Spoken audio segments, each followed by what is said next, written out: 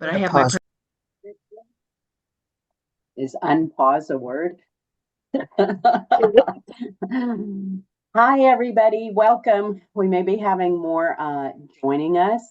My name's Tracy Irby, and I'm the director here at the Center for Women Entrepreneurs. We're so thrilled for all of you to be here and our winners. And we always like to go around the room first so we know who's here and you guys can see who you can see who the other grant winners are. But first, we want to let you know who we are. So, again, I'm Tracy Irby. I'm the director at the center. We have Lourdes Ramboa on here. She is our associate director of business development. We have Barbara Ranke over here. She is our program director and a good one to know because she handles the money end. Or if the paperwork's not quite right or anything like that. So you want to know Barbara. I have no money, but I do have a lot of paperwork. And then we have Christina Mortel. She is a veteran and she is our small business advisor. I want to give just a little kind of brief overview on the program before we get started with Christina as our speaker. So, and I resent something out through Submittable before this with the link again. So, this is 4 weeks of training. The first 3 weeks are going to be each Tuesday, just like this, and the fourth one will be on demand. And we know everybody has different schedules. This came up, very, very quickly. If you have, we prefer you be live if possible. But if not, we'll send everybody the video afterwards. For those who didn't make it, we want you to watch the video and then send us 3 takeaways from the video, something you learned or something that will be helpful for you or your business. Again, so we prefer that you're here if possible, but again, we know people have commitments and everything else and may not be able to. I think one already told me they couldn't be here tonight. Um, so, with this program, then, well, first of all, let me tell you about the money. So, the state has 30 days to pay from the time we get your information all the way correct and submitted. It typically takes less than 30 days to do this. Typically, they work quicker with our grant recipients to get the funds to them. Hi, Amy. Hi, sorry. We're just kind of giving a little overview of what the next few weeks will be like and then what your grant requirements are. But I was saying that once we have all your paperwork approved, most of you, I believe, have already gone through and signed up in the supplier portal. That's how you get paid. There's different documents. The state allows 30 days to be paid, but typically they do it quicker for our grant recipients. You have you will be getting 2,500 first to get your second half of the grant, and this was in the letter that the initial letter.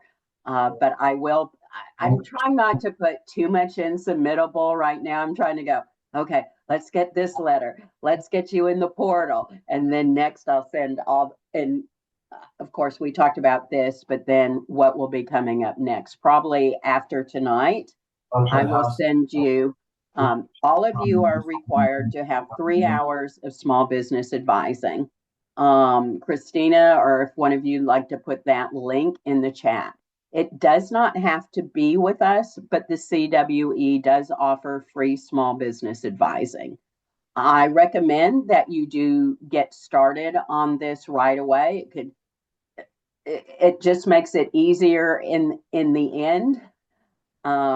We require you to have a full business plan. We have the live plan business plan template. If you have one already, a business plan, that's okay. You can use that time to work with your advisor as well. Again, so you could use our advisor. You could use someone from Small Business Development Centers. You could use someone from the Veterans Commission. You could use somebody from SCORE, or if you have a personal mentor. You will have to get a letter, unless it's with us, from the others on their letterhead stating that they have spent 3 hours of advising with you. Do not try to go into somebody and do 3 hours at one setting. Typically, you'll talk about something, work on it.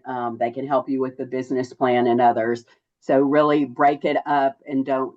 We've had some before that try to do 3 hours at once, and that's really overwhelming for you and overwhelming for the advisor. But you could also use some of it as a working session on your business or helping you to complete your business plan, etc. You will also need then to send in the receipts from the first half of the grant. And these are paid receipts. So it should say something that has 0 on the bottom. It could be from your credit card. Mark out all of your personal info. We don't need that, but it's, if it goes to this company, we know that you paid it. It could be a check. Again, personal things, or your check register. Again, all your personal information taken off, that we don't need to see it. We just need to know that these are paid. Per grant requirements, it says the funds should be used after you spend it or after you receive it. Again, we do not have a date we can say you're going to have these funds on this date. Some people have asked before if they could do it ahead of time, after you've been awarded or after it's been announced. If you do that and the state finds for some reason you are not in good standing with them, we would not be responsible for giving you that money back. That's why some really want to get started right away, spending before this is here, but this was a project for your business that was supposed to be started after you get the grant funds. So sometimes too, as you're doing this, maybe a product or something you were going to buy is no longer there, or if you determine something else may be better use for your business, you can send an email or a message to us through Submittable saying you would like to change. And I can tell you, I don't know of any time I've never said no. But again, sometimes something happens and you just want to change the focus. But we just want to know and make sure ahead of time if you need to change from what what you requested in the grant. Okay, do you have any questions on any of that?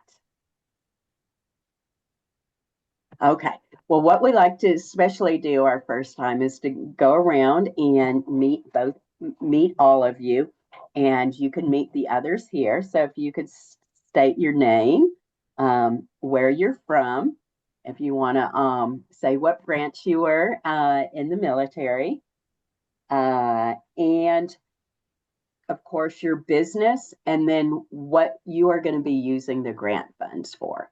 So that's a lot of different things. So I'm writing it down too if you need a reminder. Now, Amy, you are right there in the middle right now, so I may start with you. Okay. Let me unmute myself. Well, you guys all have great backgrounds. I'm not that great on Zoom apparently, and I have my kitchen. So I am not very far from you guys. So I'm in Argyle. I was in the Air Force, and I am using the money to get a higher capacity espresso machine. So I have a coffee trailer, and right now I don't know how I work magic with just a 1 port, but a 2 port would be just fantastic. it would cut down on wait times, and so I'm thrilled. I am so honored. Thank you. What's the You're name of your welcome, Ruth. company, Amy? It's called Bunker Brew. Love that name. My daughter picked it because she figured that was military themed. She works with me. She takes orders. So her and I have been doing this. She's when I started, she was 9, and so and we just Do do a you lot. have your trailer at 5Ks at races sometimes? That well, I do races sometimes. Are you talking about the one in Pecan Square? Well, yeah, like is your trailer at 5Ks or 10Ks around the Metroplex? I want to say I've seen your trailer somewhere and You might bought have. from you. I think I'm a customer, so yay. See, there you go. I have, yeah. I mean, it depends on which event, but yes, I do. I was at one in Argyle at Argyle Oh. High School. Oh, Maybe yep, were you that at was one? that was me. The horse That was trailer. you. Okay, I am a customer. I did not know that. How fun. Okay, thank you. Sorry. Yes, small world. Okay, I see Rebecca next. Hi, can you guys hear me okay? Yes. Okay, yeah, I'm sorry that my video is not showing right now because I am in the car. So this was unexpected. I had to multitasking, dropping children off. But I'm also listening intently. So I'm from Houston, Texas, and I was in the U.S. Navy Reserve, engineering duty officer, and my business is oil and gas investing. So basically, buying oil and gas properties, but with trying to raise investment money in order to do so. So a way basically to very bootstrappy creating an oil and gas company. And what am I using the money for is for specialized oil and gas accounting software. So this is not your exactly like QuickBooks. Typically in oil and gas, there's specialized software to be able to handle the kind of unique nature of oil and gas accounting. And so that is what I'm using the funds for. And I'm very excited and very, very honored to be here. Thank you. We're glad you're here as well. Okay, and then if I say your name wrong, please, please let me, please correct me. All right, Anitra, how about you? Did I pronounce it right? You absolutely did. Yes. My name is Anitra Bruller. I am actually located in San Antonio, Texas. My branch of service was United States Army. I was an adjutant general officer. My business is After Forever LLC. And what After Forever does is we provide personalized products and services for pre and post burial. We don't have anything to do with the body, but we actually fill in the gap where traditional funeral homes often stops. To explain that a little more, my mom was a 30-year nurse, and when she passed away, the funeral home could not accommodate anything dealing with, her career. It wasn't reflective of her life. And so that's where the idea came from. We actually did a funeral service that was reflective of her life. We had the nurses guard there that recited the nurses poem. We had her best friends that were there that were all nurses that were able to do the nurses salute. And that's what our company does. The funds that I'm going to use the funds to purchase a laptop that's a lot better than this dinosaur laptop that I have, so that I can download and keep files, as well as the software program for the funeral service. And then also get ready to purchase items to get ready to do an educational seminar on pre-estate planning. Exciting. Thank you so much. Okay. Aisha. Hi, good evening, ladies. My name is Aisha, and Aisha, I'm, yeah. thank you. So I am former and current Army. So I was former active duty, currently in the reserves, field artillery officer. I am a chiropractor located in McKinney, Texas, and my office is called Spinally Chiropractic, as you can see, but we can also pronounce it Spine Ally, which goes with the Allied Forces. We are using our funds for marketing efforts, something for our particular industry that's really effective in gaining patients is one-on-one interactions, not through social media, not through mailers, but one-on-one interactions. So we will be using the money for our local Rotary membership fees, as well as the Chamber of Commerce fees. Outside of that, marketing materials, everyone loves a chip clip. Everyone loves really good pens. And so we have found and gotten a lot of good responses for those items. So we intend on using funds for that. And then as far as I have patients that are starting to come in at 6:30. So I'll be on and off the call, but I will be listening to the re-recording later on to get all the details that I would miss. But I wanted to jump on and at least let you see my face. Yes, I love that. So do you go by Dr. Aisha? Is I that do what go you by like to be Dr. called? Aisha. I do That's what it because says if on you. I do only because when you say Dr. Hussein, people are, and I'm like, no relation. And so I don't have to explain that. Okay, got it. Well, so glad you're here. Thanks for jumping on for however long you can. Yes, and I will be listening to this later as well. Okay, great. Thank Thank you. you.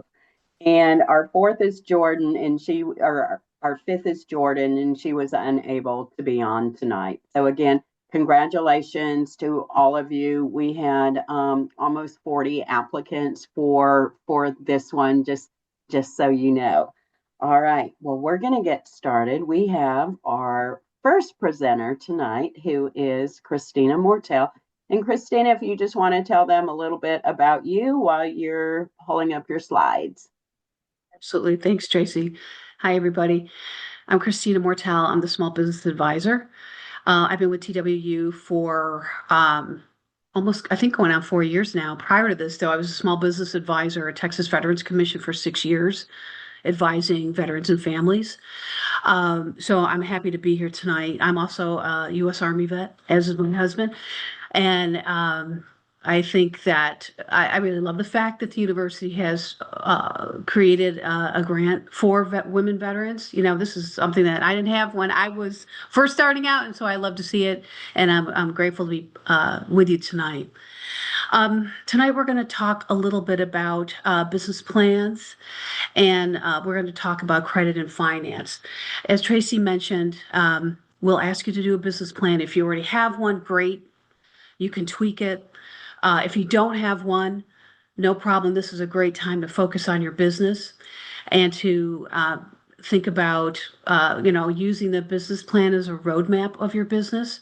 And I hope you have this, you take this time that you can. I know you're working full time. You could be working 2 jobs plus doing this, whatever, family, everything. We all get it. But I just hope you take the time to work on your business since the grant's been afforded you. And this will give you some time along with us and the expertise and the other advisors to help you along that process. So first I'm going to talk about our business plan. And let me see if I can advance the slide. It doesn't want to advance right now. Get you out of the way here. There we go.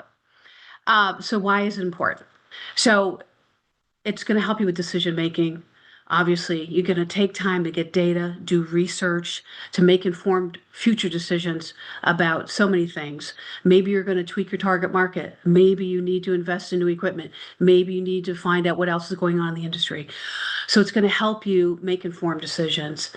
If you decide later on after this grant, you apply for another grant, you go to a different lender, those entities will probably ask you for a business plan. At the very minimum, they're going to ask you for an executive summary and 3 years financials.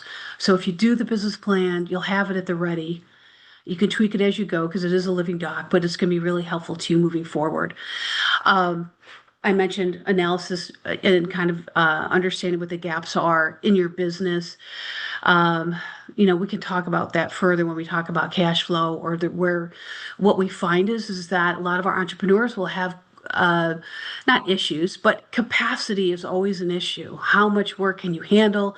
How much work do you need to break even? All of these things. So this will help you figure that out.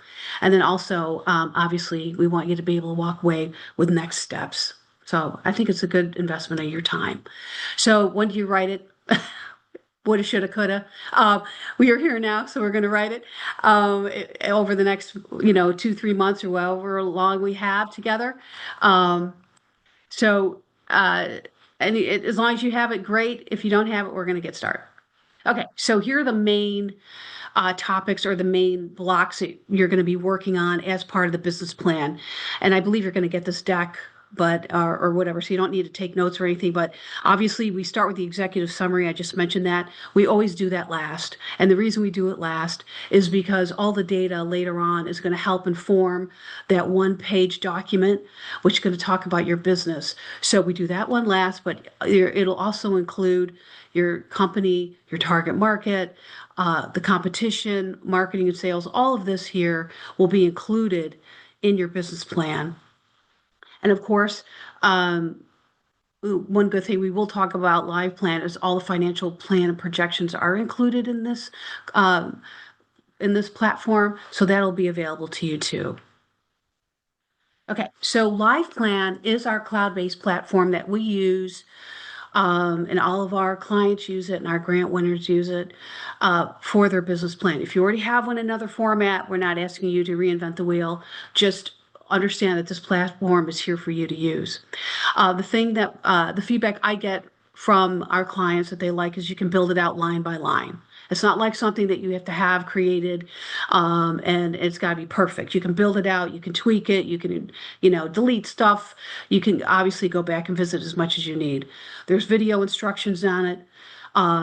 There's also a huge library of sample business plans, so you don't have to start from scratch necessarily. You could go out and check out some others that you might find in your same industry.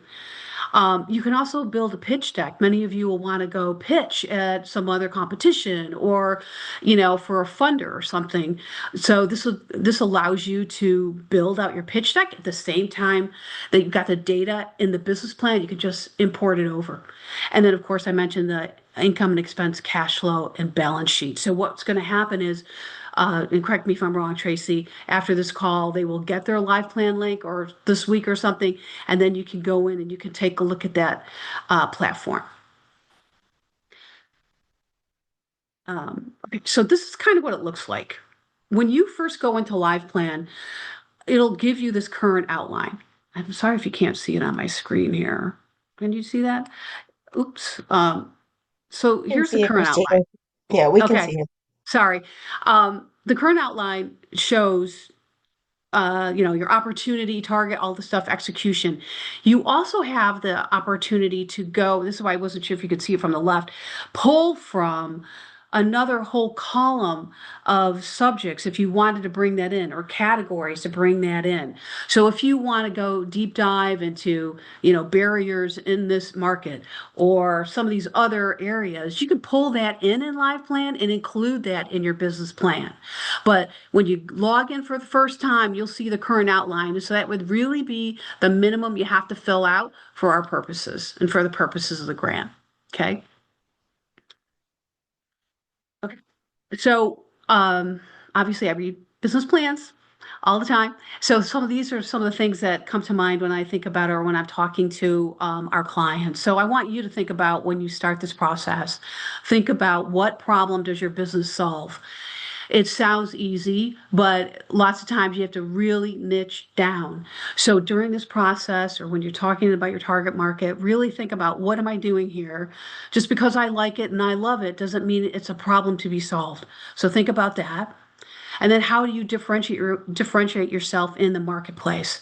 I think all of you have very interesting businesses. So I hope I get the chance to talk with each of you at least once. So, these are the kinds of things I want to think about with you and talk about how you differentiate yourself, what makes your product or service different. When we write the business plan, or when you write the business plan, think about the reader. For example, if it's a lender or myself or someone else, I might not know all your acronyms. I might not know everything about this industry. So if you can, talk about the bigger industry or, think spherically first about your business and then bring it in. We want to know what is the forward-looking success of the industry. So please do some kind of, industry research, and we can help you with that with some of the tools and resources we have. Also, detail your target market. I'm going to really ask you a lot about that. And you might have two or three. You might have a target market, and then you might have some that are sub or that a separate revenue stream might address. So I definitely want to talk to you about that as well and do research around that and how you came to the conclusion that's what your target market is. And then some things too on the financial piece, if you can address any seasonality in your product or service. For example, this is March. Let's say you don't have a sale until September or October. That's fine. It's just good to know maybe something's happening in October or you're ramping up for the big fall sale or fall activities or whatever. So it would be great if you could mention that seasonality in your narrative so we understand the ebbs and flow, highs and lows of your business. Help, again, educate the reader. And the same as it goes for the financial piece. It was really nice when the narrative matches the numbers and the numbers match the narrative, because if you tell me it's, seasonal, I'm going to go and look. Okay, so she's expecting an uptick here, or there's a low here. And I just want to make sure I understand your business. And please, if you can put that in the financials or think about that, because it's going to affect cash flow, it's going to affect your income and expense. Just think about that and give that a little bit more, consideration. And then lastly, something I also see too, when we're doing the cash flow, for example, maybe in 6 months or next year, you've got an increase projected, or you feel that, you're going to have a big hit or a big contract comes in or whatever that is. Also take a look at your expenses. Are they going to grow commensurately? Are they going to grow a little bit? So, if you have a huge leap, like I looked at a business plan a couple of days ago, and she had like a 30% increase in sales in year 2, which is fabulous, but she didn't have any increase in expenses. So my first question is, how are you going to climb this huge mountain and have nothing else change at the bottom? So just think about that. It may not, but I just want to make sure you're informed when you do that. All businesses, they want to make money, they want to save money, and they want to operate more efficiently. So I am curious about if this needle moves this way, where does it go on the expense side? So, and we'll have more conversations about that if we end up working together. All right. So really quickly, startup costs. Many of you are probably already doing this or on your way. These are some of the expenses that you may have already incurred, can incur, will incur, and can categorize as startup costs. Any legal work, marketing stuff, brochures, these startup, if you're having a brick and mortar or whatever. So, this is just a list, for you to be aware of, and also the assets, cash in the bank. And this is exactly good to know if you have these assets, because let's say you were going to go get a loan or something, they'll always ask you what your assets are, and they're always cash, inventory, or equipment. So be thoughtful of that if you're thinking, and we're going to talk a little more about lending and things like that in a minute and next week. Okay, so here's kind of a high-level cash flow statement.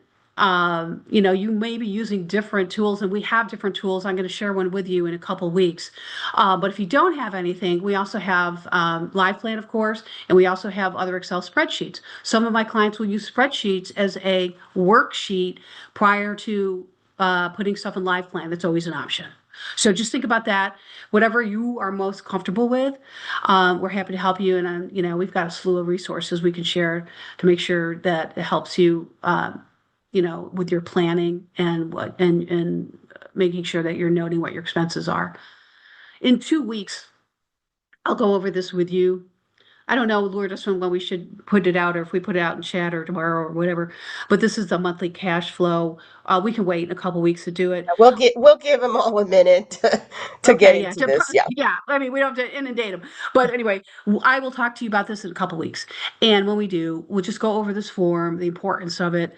It's just good to know kind of where you are with cash flow. For example, I had one client who was in childcare, and they have very thin margins, single-digit margins. So we were trying to project out her cash flow to anticipate when she had huge expenses like huge insurance bill for the daycare center, and some of these other things. We were able to figure that out, by looking at her cash flow, her income and expense, so we could save the funds. So in July or whatever it was, she would be okay. She wouldn't be emptying her bank account. So this is why we want to look at the cash flow and anticipate some of the expenses that you might have, and then how those work with the income and expense in the balance sheet. Really quickly, if you don't know your credit, always good to know. Always good to know your credit score. You can always get your a free credit report at annualcreditreport.com. I always try to do this at least once a year for all the 3 credit bureaus. So if there's anything that's questionable or old or wrong, I'm aware of that. I think as a business owner, it's really important because basically your personal finances and your business finances, we don't want them to intertwine, but they impact. I'll just say that. Obviously, your credit card, you're probably getting a notice every month about your credit card or your FICO score. So hopefully you're doing that.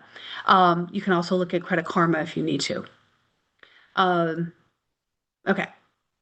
Here's some things you might want to take a look at while you're looking at the credit report. If there's anything wrong, old, things that have been satisfied, you don't want to have any of these against you, but just take a look so you feel confident that the information that's being reported is in fact accurate. So this is the only reason. It's kind of just a reminder for you. Okay, so I know Lourdes has lined up a great speaker next week too about funding, but I just want to go over high level. I heard somebody talk about bootstrapping, and I think all of us have done it to some level. How are you financing your business, or how are you just getting started? So obviously, here are some that everyone normally starts the bootstrapping. Asking friends, family, whatever, for any startup, things to help you start or cover your expenses initially, grants, microloans, and some crowdfunding. I'll go over these. Even if you have a good credit score, I kind of would start with this. So start, if you can, bootstrap yourself first. Always a good way, because any lender is going to ask you how much you've invested in your own business. So think about that. If you have a funding request, let's say after this grant, you're in this 6 months and you decide you need to expand or something. Generally, the funding request will go to the lender. These are the things that it would include or part of your request. How will you use the funds? Same thing that we asked you on the grant. What's the term? What do you think you need it for? Like if you have to buy a vehicle, if you have to buy a new coffee pot, the big coffee thing that costs like 15 grand, I think. The espresso machine, things like that. If you need that, you have to explain how you're going to pay for it, how it's going to be used, obviously. But that's what a lender would definitely ask you for, to make clear during your funding request. And here are some of the lender considerations. I talked to Frost Bank last week when I met them, and they're like, Christina, we only want to meet with clients that have 3 years cash flow. 3 years they can show in business and with positive cash flow, at least a score of 650, 680. So you may not be in that space right now, but there's other ways and other entities that can help you with that, and we'll talk about that in a minute. But what they're looking for is obviously your ability to pay. So for example, that I used in the childcare, they had great credit score, they had money in the bank, they had extra money at the end of the month. And it still took a long time to close that loan. And they had to prove that they could pay not only for their own personal expenses, their living expenses, but pay back the loan. So the loan payment was not ginormous, but it was like between $2 and $3 grand. And that's a big chunk of change for a startup. So that's the first thing that they're going to look at, is your ability to repay the loan, as well as your own living expenses. Your credit history, we talked a little bit about that. Any equity, how much you put into the business, any other collateral. Obviously, they're going to look at all these. What's your personal experience, management experience? You all have diverse experience, probably business experience that we don't know yet, but all that matters. And then the lender is going to come back with what kind of financing they can help you with. And I know we have a guest speaker next week who's going to go more in depth on this. These are the loan sources I just wanted to mention, kind of high level. So obviously we have banks, we have traditional banks, we have credit unions and savings. You may all be a part of that. We also have two programs I just wanted to highlight quickly. So first you see that we have SBA backed loans. You go to a bank or community funding or community development financing institution, which I have listed here. Lift Fund, People Fund, LCAP, BCL. Those are basically nonprofit banks, or nonprofit lending institutions. But they have, I would say that they're a little bit more lenient in terms of their requirements to lend. So their sweet spot oftentimes are businesses that have been in business 6 to 24 months. At that time, you've at least got some cash flow going. You've got your business plan, maybe your credit score is good, you've had some peaks, so you can show them, hey, I can do this, I can handle the loan, and oh, by the way, here's all my equity I put into the business, because they want you to come to the table most of the time between 10 and 15% of the total value of the loan that you want. So if you need 100 grand, you got to come in with at least 10 grand of cash, equipment, inventory for that. So they want to see that. But anyway, I would consider any loans, some of those loans from both the banks and the CDFIs will be backed by the SBA. There is another funding program I just want to mention high level, Texas Small Business Credit Initiative. This is actually a funding program. I would consider it a safety net for lending institutions that encourage the lending institution to loan to small businesses. Now, every state in the union got this SSBI because it's funded by the Treasury, not by the SBA. Okay, so this is a separate program in the state of Texas. It's administered by the governor's office, and some of the entities that are on this page are part of that program. So you may never have heard of it. There's not a lot of information on the street about it. This is from us trying to gather information so you can be informed on best next steps to, after the grant, et cetera. These are just some of the things that we talked about on the loan sources, and you can talk more next week with our guest speaker. This we kind of know. If you at least have good credit score, 680 higher, you could fund your business with a credit card. I had one client who did that, also a veteran. He funded his wings shop through American Express. It worked out for him. He obviously had a low rate, he had a large credit line, and he was able to fund his Wings of Waco wing shop restaurant. So he did that with American Express. You can also do funding through your retirement account if you have that, like 401k, et cetera. And some other industries will use factoring, construction, transportation. Those are other options for financing if you need it. Okay.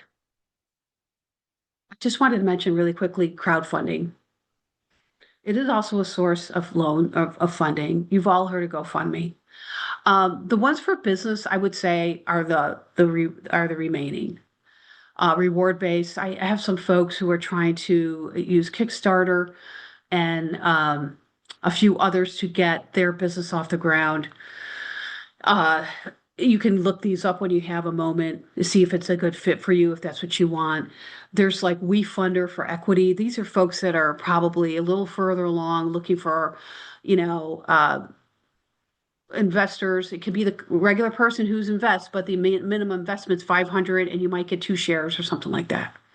So WeFunder is another one. You can try to get on their platform. They have criteria in order to present you, so to speak. But that's one you could always look up. And I also have Kickstarter on there. And then debt-based peer-to-peer loans. Sometimes this happens in like smaller, how can I say this, local ecosystems. There might be programs that have a peer-to-peer loan program.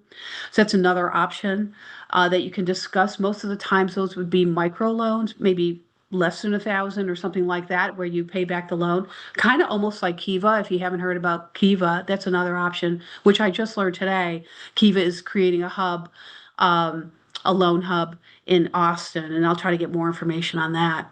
But these are some crowdfunding opportunities, and you can investigate those and see if it's a good fit for your business, if that's something that you want to do. Okay, that's it. Anyway, here's my contact info. I did put the link to advising in the chat. If you want to reach out, you can. You register, and then you'll get a link, or I'll send you the link to the calendar if you're interested in working with myself. To Tracy's point, just good, like within the next 30 days, make sure you're connecting with someone, some advisor, so you can continue to progress, because all of a sudden 3 months have passed and you haven't done anything. And we totally get that, but we want to help you through that. So if I can do anything to help you, please let me know. You've got my contact info, and we can go from there. Thank you. Thanks, Lourdes. I'm not sure if there's any questions or if we want to. We can open it up for questions if they'd like to ask any. Okay, let me see if I can. If you don't, it's okay. I know there's a lot of information we just threw out there. Hi, I don't know what I did with my video. This is Amy. I don't know what I did. I'm not. It's okay. But anyways, I am still here listening, but I don't know where my video feed is at. But at any rate, I was curious. Aside from our personal credit, where do we go to find our business credit? You haven't really established that yet, have you? Yes, I have business credit. So we do have a couple. You could start with your DUNS. DUNS will sometimes report on business credit. I mean, we can put this probably in the chat, or I can do a follow-up. I can try to find a couple entities that will say, yes, this is your business credit. We could go to DUNS and see first if you're listed there, if your business is listed there. I don't know, Tracy or Lourdes, if you had any other suggestions, but off the top of my head, I know we could do it at DUNS. Well, that's typically it. There, you could also check with the credit bureau that collects those. Sometimes people start out different ways. They may have credit cards for it. Sometimes opening local credit. I know we have a Uline store not too far away in Coppell, and people do that. So if you know where it is, like Experian does have business credit, so you may want to check with one of those as well, or ask where you have the credit, if it's a card or something else, who they report to. But usually Dun & Bradstreet should And have. Equifax has it too. Experian, Equifax, and Dun & Bradstreet. Those are the three that usually are best known. Well, I was just curious. So some of us, I don't know what everyone's business plan is. Mine is to do brick and mortar, hopefully by the end of the year. But, and so with that being said, a lot of times it's based on your personal credit, which I don't have a problem with, but I would like to eventually move that onto business. And so I have been in business 3 years. I have 3 years of credit card, two credit card lines, and could easily get loans. But again, it always wants to be backed by personal. And I'm like, how do these people go and get business loans? That's what I'm interested in. Get it off of my social. Okay. It takes a bit to do that, but you are the guarantor on it. They need to know, especially when businesses are new, usually the first 2 years, even, they don't want to do business or offer funding to you, unfortunately.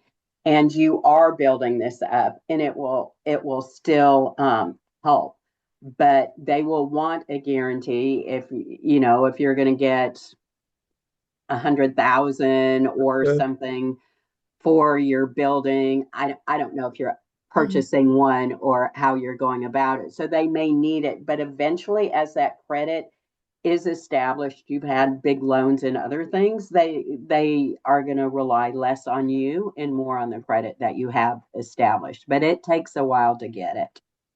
Especially if you're going to do a brick and mortar. On a brick and mortar, to start out, it's always going to be your credit that they're going to rely on. Once that the payments on that brick and mortar, whether it's a lease or a purchase, a commercial mortgage, kicks in and it's paid out of the business account, then they will begin to see the business credit side. And so if you need something, a year down the road or whatever, it will be more around the business, but initially it's going to be on you. That's just the way the banks, the financial institutions work. It's to them, and this is all in all honesty, a startup of most kinds are high risk Oh, lending yeah. for them. So they are going to want as many guarantees. And so that's why they rely on your credit primarily at first. Okay. Thank you. But you're at a good spot because typically 2 years they want you at least in business, so you can show you've been in business for 3 years, which helps you as well, because many businesses fail within the first couple of years. So you're over that hurdle, and then trying to get into the brick and mortar, uh, that you're more likely to get it than if you were trying to do something in the very beginning. Okay. Well, thank you. Okay, did anybody else have any questions? Well, and again, once you establish with an advisor, if it's Christina or someone else, I mean, they can answer all types of questions. There are no dumb questions. There may just be things you haven't learned yet. So they are all here to help you and help you grow your business. Okay, well, good to meet everyone. I'm going to drop. I have a class myself in 15 minutes, so I'm going to get ready for that. But thank you. I look forward to working with you all. Thanks, Tracy. You Thanks, bet. everybody. Have a good night. All Bye, right. all. Hi, thank you. Christina. All right. I have started while I've been listening. 3 of you, I have already sent a life plan link. You will need, it would go to the email that you registered with in Submittable, but it will come from, I believe it comes from Live Plan. And if you don't activate that within a week, it goes dead, and then you'll try to go in one day and can't get in. So if you can, even if you don't do anything with it, at least log in that first time. Okay, and I'll finish that here shortly. Lourdes, do you want to introduce our speaker? Welcome, Nikki. It's so great to have you join us. Nikki Taylor from the Texas Veterans Commission is now going to introduce herself and share some wonderful resources that they have available for veteran entrepreneurs. So, Nikki, I'm going to pull up your slide presentation. And while I do that, go ahead and introduce yourself and tell us a little bit about you. Okay, absolutely. Thank you so much, Lourdes, and thank you, Tracy. And I know Christine had to leave us, but I appreciate you all for having me today so I can share more information about our program within the Texas Veterans Commission. So, a little bit about me. I am actually a Navy veteran. I'm a Navy brat too. My parents both served 20 years, retired, and I decided to follow their footsteps. My husband, also Navy veteran, so I am well versed in the community itself. So I love serving our veterans and being a part of the community. And I used to work in the Texas Veterans Commission Healthcare Advocacy Department. So if you can handle healthcare, I feel like you can handle pretty much anything. And here I am now. I've been in this position for almost 2 years now.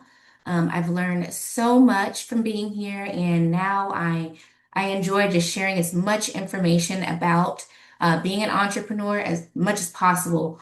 My goal is to make sure you guys can take away some information and hopefully use your benefits within our program. So I will go ahead and get started. And Lourdes, I appreciate you helping me out here. So to get started, here is our team. When I joined the team, there was only 4 of us in total, and we covered the entire state of Texas, providing assistance around the clock. We were super, super busy. Still are, but not as bad now that our program is starting to grow, thankfully. So yep, there's our team. There's little me. Well, my little cheeks there, Nikki Taylor. And yeah, that's our little team there. So we'll go to the next slide. Okay, so we're gonna jump in. I'll dive in about our program, but the very first step, if you are interested in anything that I covered today, would be to visit our website, which I have pulled up. I'm gonna throw the links in the chat.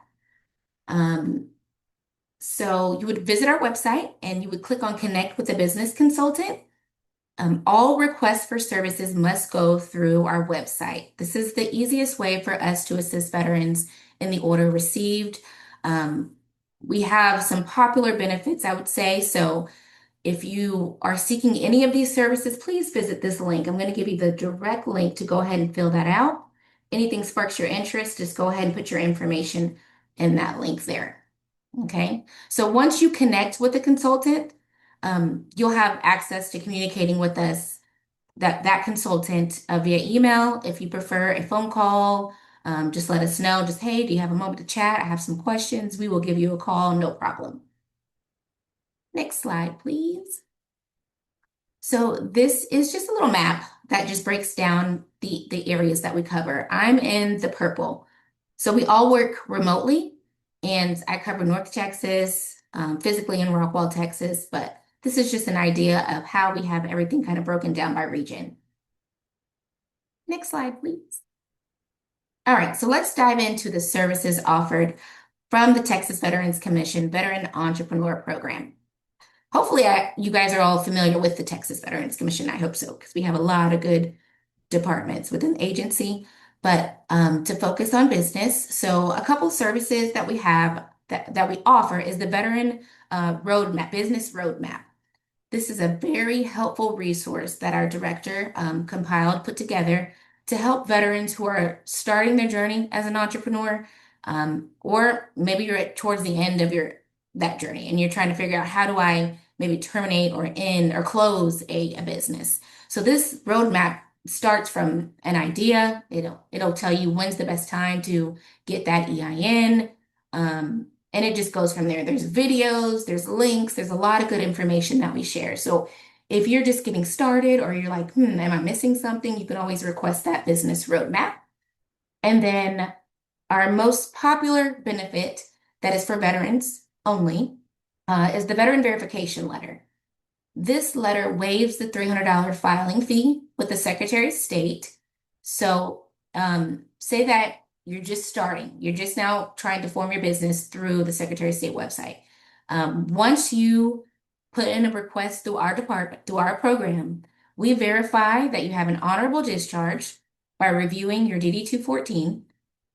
You have to show us the correct DD-214 member for or service to copy that shows your character of service. That way we can make sure, you're eligible and that you have to have an honorable or general under honorable conditions. So those two character of services are accepted. Outside of that, you would not be eligible for the Veteran Verification Letter. So it waives the $300 filing fee, and it also waives the first 5-year franchise tax. So yeah, that's our most popular benefit there. And for that benefit, I'll talk about that a little bit more shortly, actually. I don't want to get too deep. The next thing is our veteran-owned business certificate and logo. And that's to help market your business as being veteran-owned.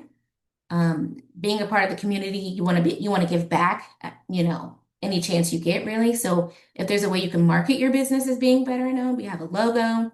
We've had veterans put it on salsa jars. We've had them put it on T-shirts. We tell you, use it as you wish.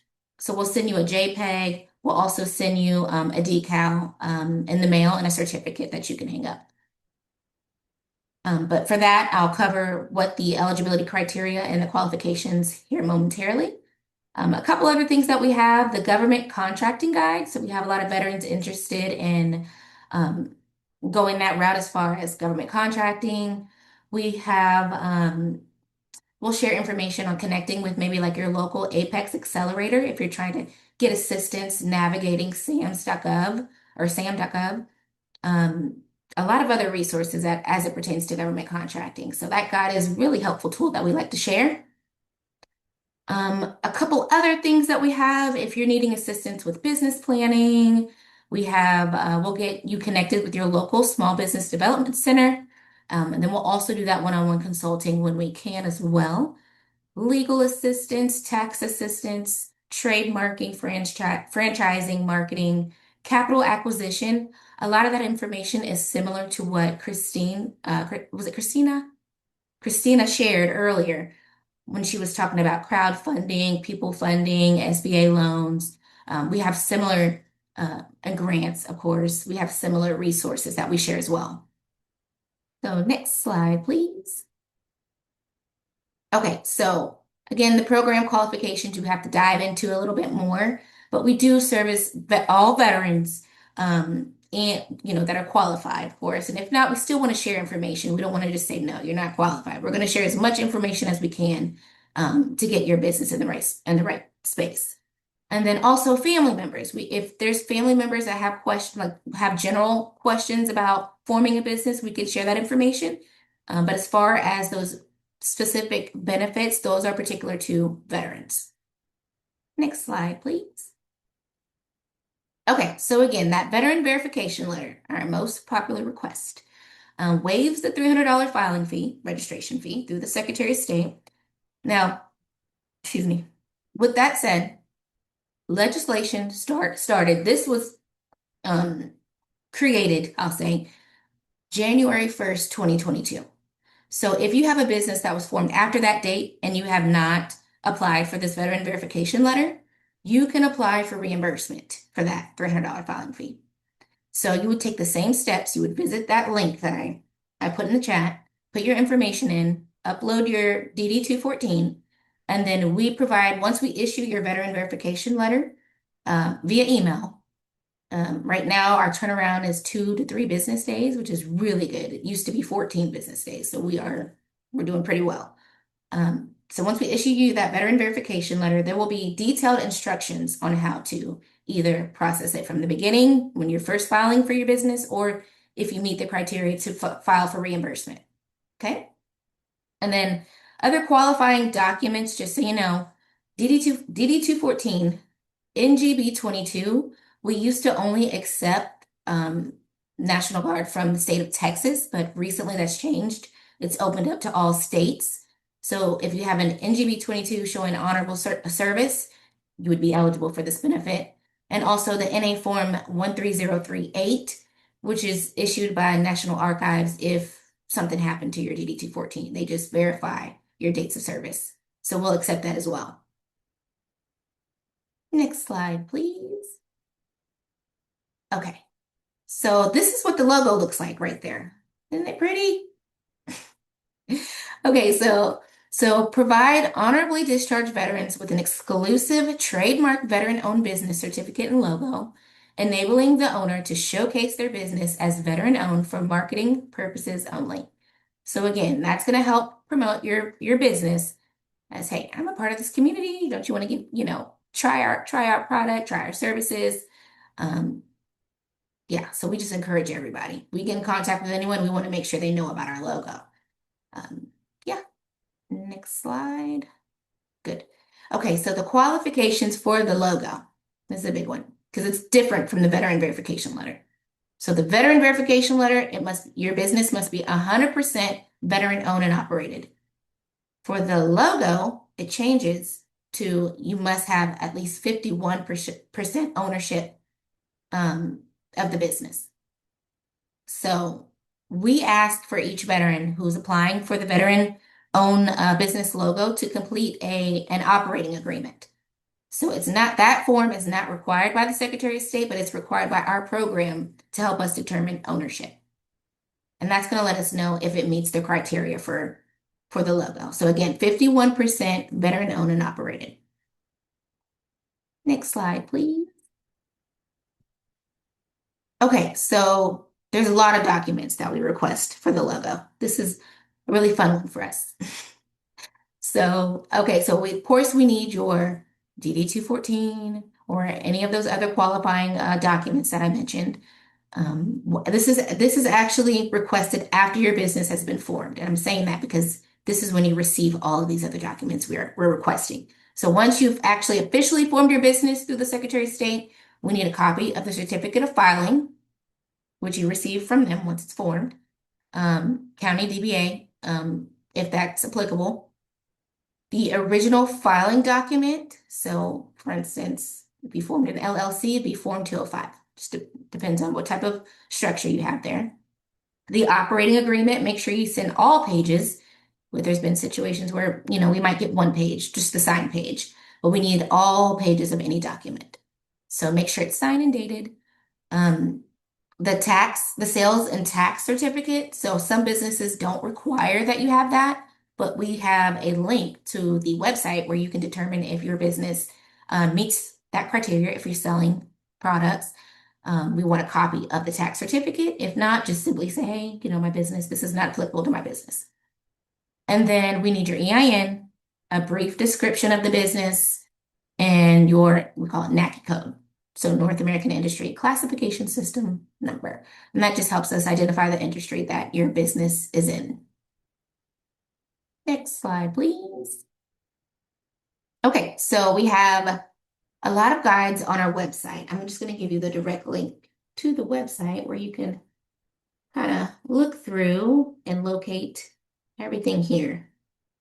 So the Veteran Verification Qualification Guide, visit our website. You'll be able to locate that. You can locate the Veteran-Owned Business Certificate logo. Our roadmap is even on our website. If you want to go ahead and just start looking at it now, you don't have to wait for us to send you anything. It's accessible on our website. Next slide. All right, so we encourage you to connect with us. We have so many different ways you can connect. We have our telephone number. That's the main line for information. If you need a claim, if you need, you're trying to start a claim, or if you need our department, if you need women's program, we have an abundance of mental health, education, employment. You can call that number and you can get to the department you're seeking.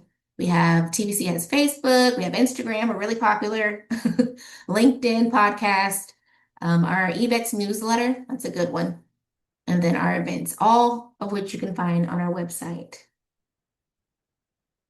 Okay, there. Is that it? Okay, all right. There's a question in there for you. Okay. Does the veteran-owned letter and logo apply only to profit, or can non-profit qualify? That's a great question. So it only applies for profit business entities. So it does not apply for nonprofit. I'm glad you brought that up. I should have mentioned that. We might want to add that in there, huh? Thank you, Amy, for your question. I hope I answered that. Of course. Okay, does anybody else have any questions? Any questions? So thank you so much, Straightforward. Nikki. And I Yes. always love hearing the part. So if they didn't register with you in those years, they can still do it That's right. and get that money back. And then they don't have to file, right, for 5 years? Yeah. Yes. The 5-year franchise tax. Yes, ma'am. That is correct. Okay. That's a big part. Yes, exactly. So if Yeah. any of you have not done that, you know exactly who to contact for that. Yes. All right. If there are no more questions, then thank you so much, Nikki, for being here tonight. It was great Absolutely. information. Absolutely. Always glad to have someone from your from the Program. Veterans Commission. All right. All Thanks. right, ladies. Well, thank you so much for having me. I appreciate it. And I guess I'll see you soon, hopefully. All right. Good night. Bye. All right, thank you. Of course. Okay, so that was a lot of information tonight. Everybody now should have gotten a link to LivePlan. I sent all of those out, so you want to check the email that you put in submittable. So I think it comes from LivePlan. I don't know if it has our name in it somewhere or not. All right, now we went over what the grant requirements were. Do you guys have any questions on any of this information? Well, we are always here. I mean, all questions are welcome. I just quickly checked. I didn't see the email. What would the title have been, or it would come from LivePlan. from LivePlan? That they've created a biz. I don't see that in, so I'm sorry, I don't know They used to give us a link to send you as well. You may want to check your spam as well. It comes from Live Plan. They're part of, oh, Barbara, help me think of their other name that they always get wrong. Are they outreach? No. That's Neosera. Then It should come from Live Plan. So just make sure you check in your junk folder as well. But if the email you put inside of Submittable is not one you use all the time, make sure you check that. And if you want, Rebecca, if later tonight or in the morning you don't see it, just send something that you haven't gotten it, and I'll resend it to you. Okay. Yeah, it might just be taking a while. But I'll let you know. Thank you. Yeah, if you don't have it. Great. Okay, and then next week, Lourdes, do you want to tell them what's coming up next? And it will be the same link every week, but we can go in and send it ahead of time, so it's right there if that helps. We will have a representative from the SBA sharing with us some information about funding sources. So that they'll go more in depth into what Christina briefly touched upon as to what are some funding sources available, what is available through the SBA, make sure that it's clear, because sometimes founders and entrepreneurs confuse the sources that the SBA backs versus thinking that SBA is the bank, and they're not. But they have sources that they work with, obviously, as well as others. So he will be sharing that with us on next Tuesday. You're muted, Tracy. Yeah, and these will all be at 6 o'clock. And like tonight, many times we'll get out early, but we just don't want to allow that time in case there are any questions or anybody has additional help or needs anything from us. All right. We can put what each one is, but it's going to be for the next three Tuesdays are live. I did put that in. We have so many different software. I was working in Neosera, and that's in my head. I put in Submittable earlier that there are 3, and then that we can put what the title of each one is. I think we've kind of touched on what they all were already, though.